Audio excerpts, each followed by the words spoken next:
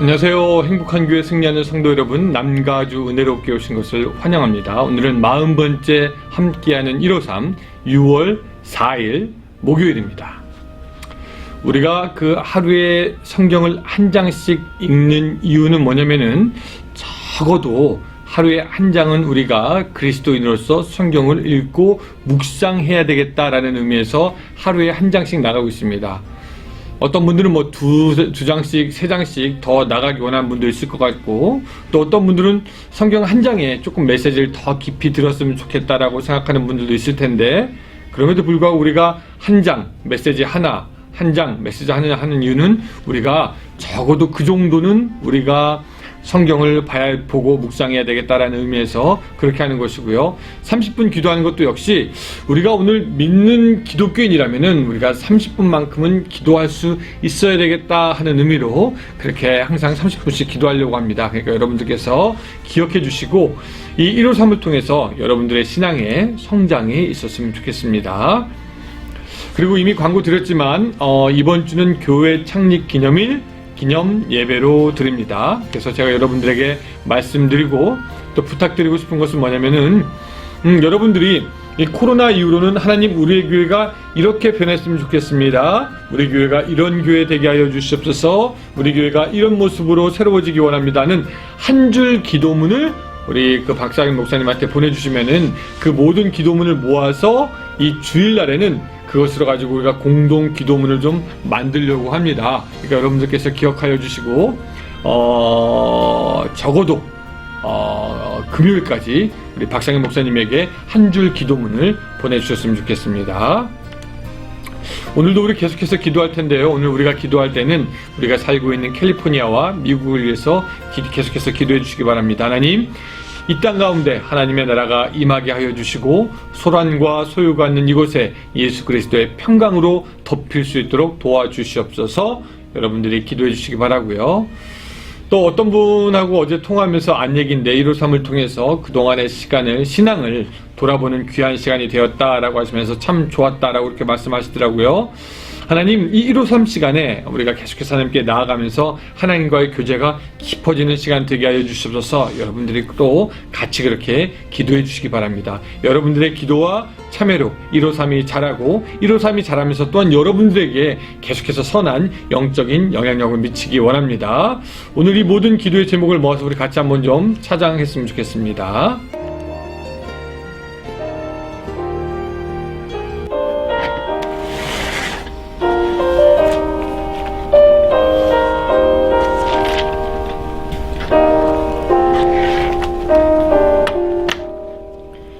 내 주의 보혈은 정하고 정하다. 내 죄를 정케 하신 주 나로라 하신다. 내가 주께로 지금 가오니 십자가의 보혈로 날 씻어주소서. 약하고 추해도 주께로 나가면 힘주시고 내 주함을 곧 씻어주시네. 내가 주께로 지금 가오니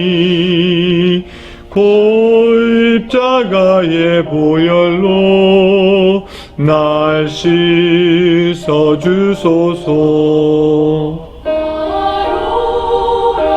심은 온전한 믿음과 또 사랑함과 평안함 다 주려 함이라. 내가 주께로 지금 가오니 십자가의 십자가의 보혈로 날 씻어주소서.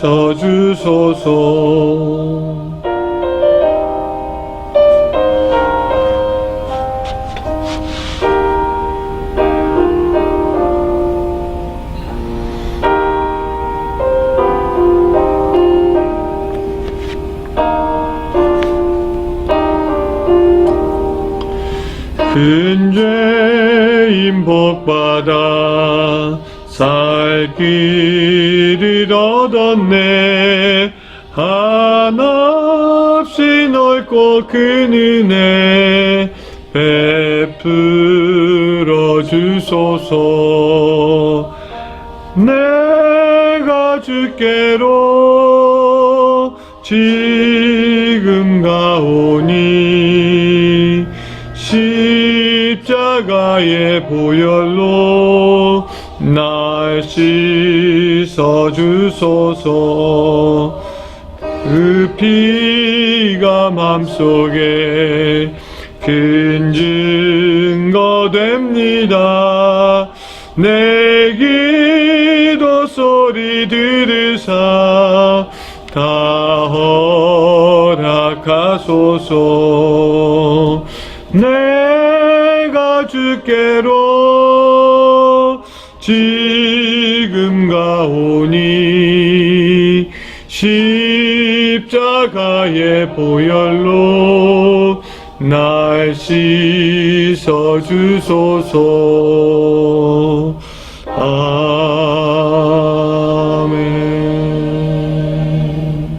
아멘. 우리 같이 말씀 볼 때 로마서 10장의 말씀 같이 보겠습니다. 여러분들 성경을 다 펴주시기 바랍니다. 로마서 10장, 오늘은 9절부터 13절까지 같이 보겠습니다. 로마서 10장 9절부터 13절까지의 말씀입니다. 자, 제가 읽을 테니까 여러분들 같이 읽어주시기 바랍니다. 9절부터 13절까지. 내가 만일 내 입으로 예수를 주로 시인하며 또 하나님께서 그를 죽은 자 가운데서 살리신 것을 내 마음에 믿으면 구원을 받으리라. 사람이 마음으로 믿어 의에 이르고 입으로 시인하여 구원에 이르느니라. 성경에 이르되 누구든지 그를 믿는 자는 부끄러움을 당하지 아니하리라 하니 유대인이나 헬라인이나 차별이 없음이라. 한 분이신 주께서 모든 사람의 주가 되사 그를 부르는 모든 사람에게 부요하시도다. 누구든지 주의 이름을 부르는 자는 구원을 받으리라. 아멘. 아멘. 자, 오늘 로마서 10장의 말씀을 가지고 같이 은혜를 좀 나누려고 합니다.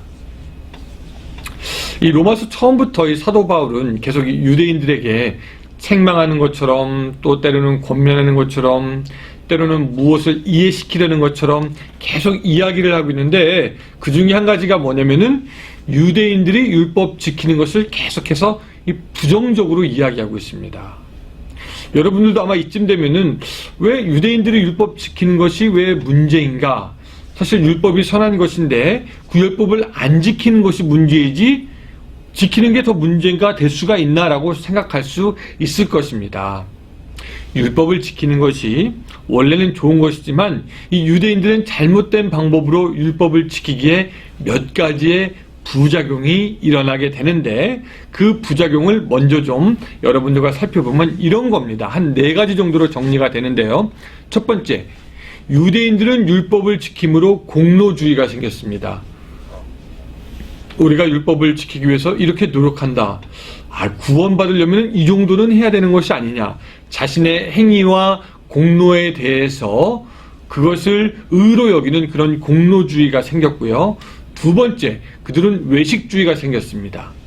율법을 잘 지키는 것은 좋지만 자기들이 율법 잘 지키는 것을 다른 사람에게 보여주기 원했고 자기들이 의로운 사람이라는 것을 드러내기 원했던 외식주의가 그들에게 있었고요. 또 잘못된 선민주의가 있었습니다. 자기들은 율법을 받은 사람이고 선택받은 사람이라서 율법에 따라서 우리는 생활했기 때문에 구원은 따놓은 당상이다 라고 생각하는 잘못된 선민주의가 있었고요. 또 네 번째, 그들은 교만해지고 사람들을 비난했습니다. 그들은 하나님에게서부터 율법을 가졌기 때문이다 라고 생각해서 교만해졌고, 율법이 없는 사람이나 율법을 지키지 못하는 사람을 비난하는 것을 좋아했습니다. 그래서 예수님이 말씀하신 것처럼 그들은 자기 눈에 들보는 보지 못하면서 다른 사람들의 눈에 있는 티끌은 보았던 그런 사람이 되는 거였습니다. 근데 이 사도 바울은 예수님에 의해서 눈이 떠졌고요. 율법을 가진 유대인들의 문제점이 무엇인지 바로 볼 수 있게 되었습니다. 그래서 오늘 이 10장에서는 크게 세 가지를 이야기하는데, 첫 번째, 율법을 가진 유대인의 문제, 두 번째, 구원에 이르는 법, 세 번째, 이방인들이 말씀을 들음으로 구원에 이르렀지만 유대인들은 그렇지 못한 현실. 이 세 가지에서 얘기하는데, 오늘 이 10장에서는 특별히 두 번째 이야기, 즉 구원에 이르는 법에 대해서 한번 좀 생각해 보려고 합니다. 이 구원에 이르는 법, 우리가 어떻게 구원에 이르나 9절과 10절을 꼼꼼히 읽어보면 알 수가 있는데요. 한번 같이 읽어보겠습니다. 9절 10절 같이 읽습니다. 내가 만일 내 입으로 예수를 주로 시인하며 또 하나님께서 그를 죽은 자 가운데서 살리신 것을 내 마음에 믿으면 구원을 받으리라. 사람이 마음으로 믿어 의에 이르고 입으로 시인하여 구원에 이르느니라. 이 9절과 10절을 꼼꼼히 읽다 보면은 구원에 이르는 길이 나오고, 그 구원의 길에 이르기 위해서는 최소한 두 가지가 되어야 된다라는 것을 우리가 알 수가 있습니다. 그 중에 첫 번째 한 가지는 뭐냐면, 다 같이 따라해 볼까요? 외적 고백입니다. 외적 고백. 뭐라고요? 예, 외적 고백. 내 입으로 예수를 주로 시인하며 라고 말하면서 입으로 시인하라는 것입니다. 입으로 시인해. 여러분 어떻게 생각해 보면 굉장히 간단해 보입니다. 그냥 입으로 시인하면 됩니다. 예수를 주로. 근데 사실 여러분 이것이 간단한 것이 아닙니다. 자, 이 로마서를 썼던 그 당시의 역사로 돌아가면은, 당시에는 예수를 주로 고백하는 것 자체가 쉬운 일이 아니었습니다. 당시에 주는 누굽니까? 오직 로마 황제였습니다.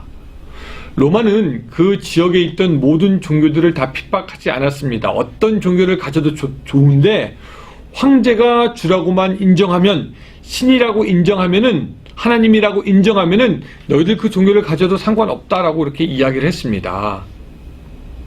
지금이야 사람이 사람에 대해서 신이라고 생각하지 않지만, 당시만 해도 황제는 신의 아들이라고 생각했기 때문에, 또 신이라고 사람에 대해서 부르는 것이 어려운 일이 아니었기 때문에 그냥 황제를 신으로 부르는 것이 굉장히 일반적이고 어려운 일도 아니었습니다.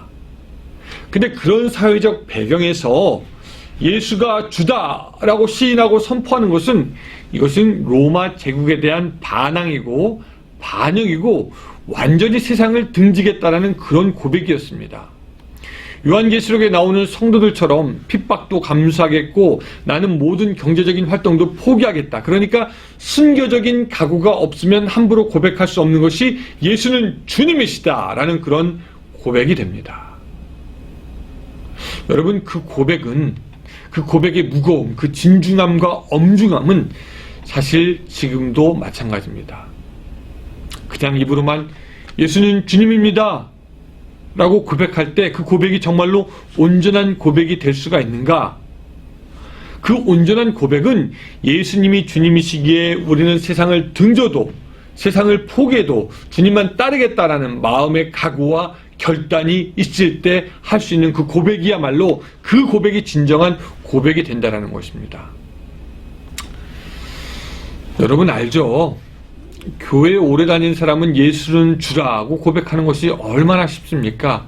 힘들지도 않고 그냥 아는 것을 반복해서 얘기하면 되는 겁니다. 예수는 주, 예수는 주. 그런데 그런 고백이 우리를 구원에 이르게 할 수 있느냐?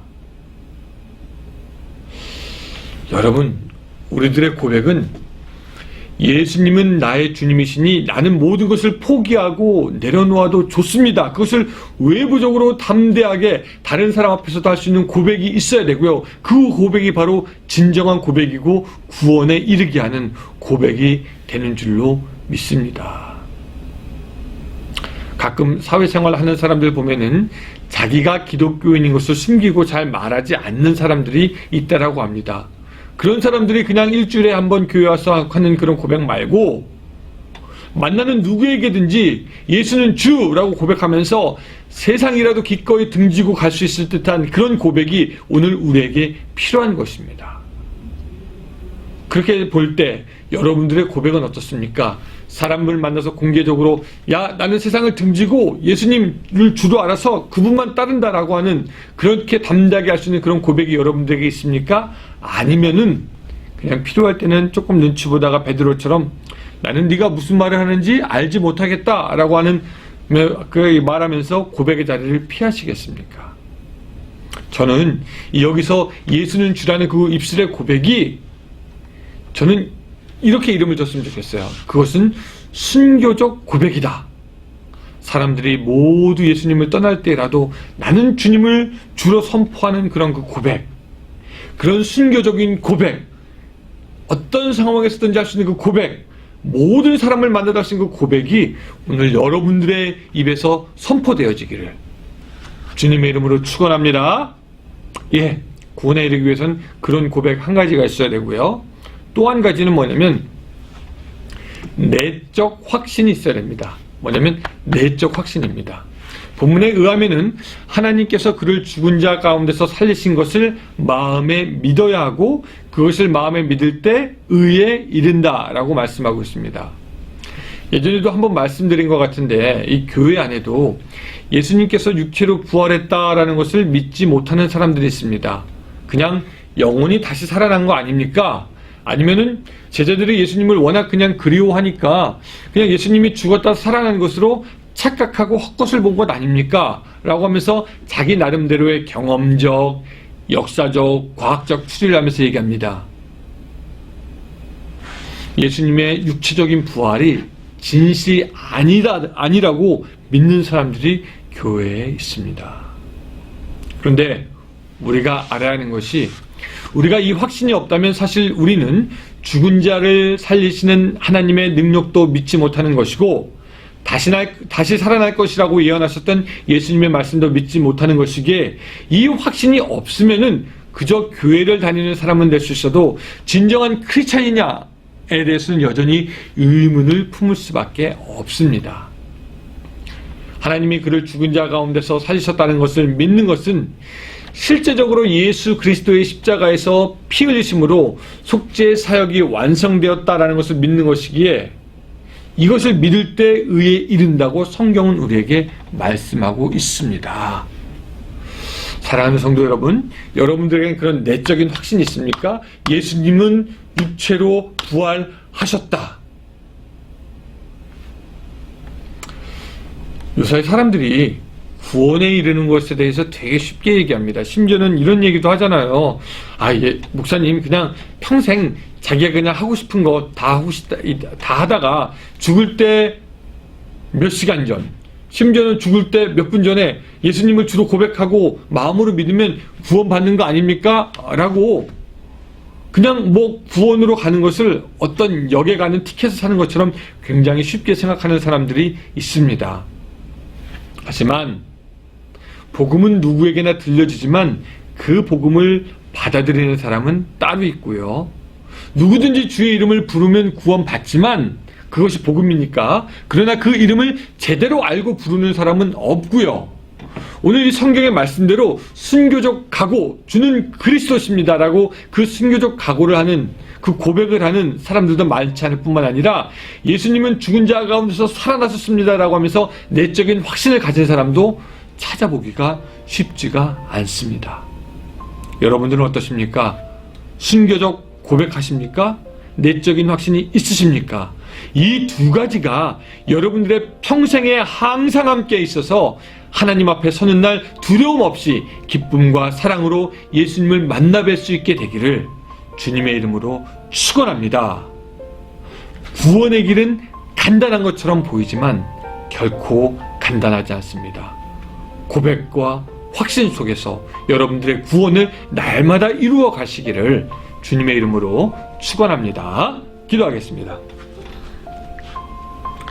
주님, 오늘 우리가 정말 구원받았는지 다시 한번 생각하여 봅니다. 우리의 고백이 어떤 고백이었습니까? 하나님, 우리의 고백이 순교적인 고백이 될 수 있도록 도와주시옵소서. 모든 것을 다 포기하고서라도 주님을 따르겠다라는 그런 순교적인 고백이 될 수 있도록 주여 도와주시고, 예수를 주로 믿는 그런 믿음이 될 수 있도록 함께하여 주시옵소서. 주님 뿐만 아니라 우리 마음 가운데 내적인 확신이 있게 하여 주시옵소서. 주님은 부활하셨습니다. 그것을 의심하지 아니하고 믿게 하시고 그 믿음으로 예수 그리스도께서 하나님의 아들이신 것을 다시 한번 확신하는 우리의 신앙이 될 수 있도록 주여 도와 주시옵소서.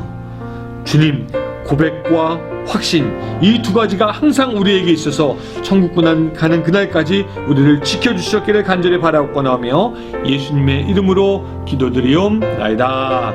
아멘. 자, 앞으로 30분 동안 계속해서 같이 기도하겠습니다. 오늘도 승리하는 하루 되세요.